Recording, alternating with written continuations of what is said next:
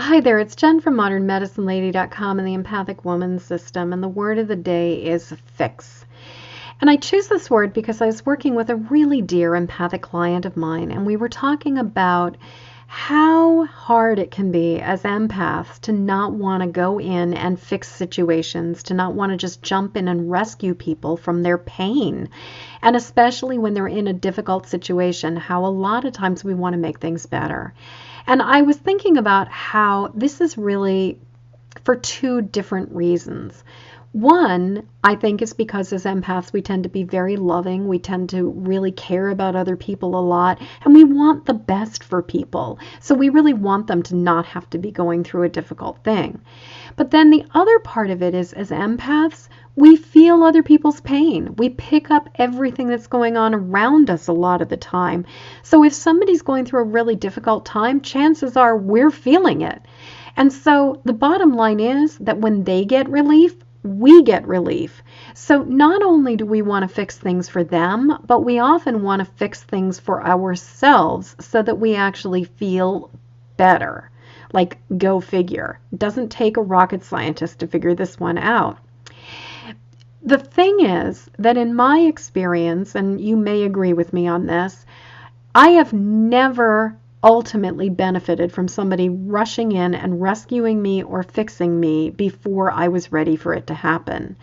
And while it might have brought temporary relief, it might have made something better for a short period of time, it was never sustainable. It was never like I really got to hold on to that, because basically I hadn't learned the lesson, and I would inevitably backslide. I would inevitably go back to whatever it was that I was doing that got me in that mess in the first place, because I hadn't learned. And what I have found is that I have had to be willing to be willing. I have had to get to the point where I was sick and tired of being sick and tired in order to make the changes. And I needed to learn the lessons from my own pain. I needed to understand what it was about in order to do something different.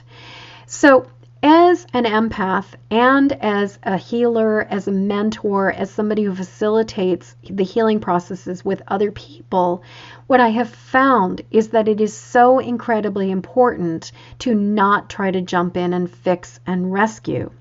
And as an empath, that can be challenging, because until we learn to manage ourselves and our tendency to pick up what's going on around us, it can be very painful when somebody around us is going through a difficult time.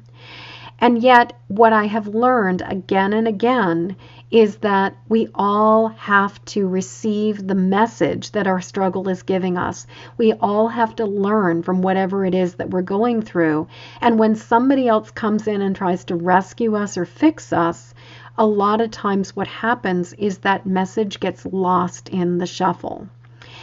And so, what I know to be true is that as an empath, it's really important to learn how to protect ourselves, how to filter the stuff that's coming at us, to not absorb everybody else's pain, and to not take it all on.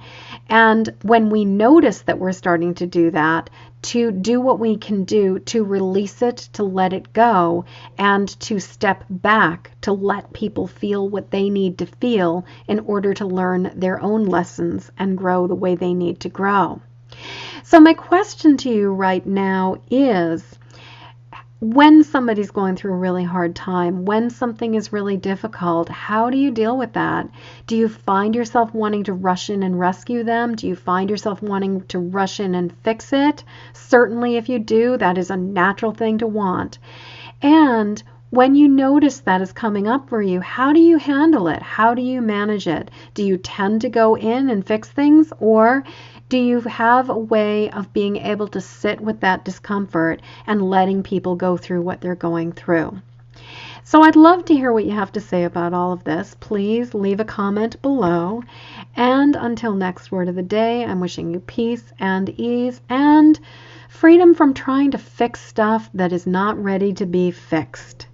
So in the meantime, if you're interested in learning more about my Empathic Woman system and how I have developed a step-by-step program to help you not take on absolutely everybody else's stuff, especially if you are a self-employed businesswoman who is dealing with other people a lot of the time, then please jump on over to my website, empathicwoman.com, take the What's Your Empathic Type quiz, sign up for my Empath Sensitivity Report, and you'll automatically be signed up to receive my Empathic Mini Course on some of the first steps that you can take to start gaining some control over your empathic abilities. So, I know that's a big mouthful, so go over to empathicwoman.com and just follow the rest of it. It will take you through that whole thing. And until next word of the day, I am wishing you peace and ease.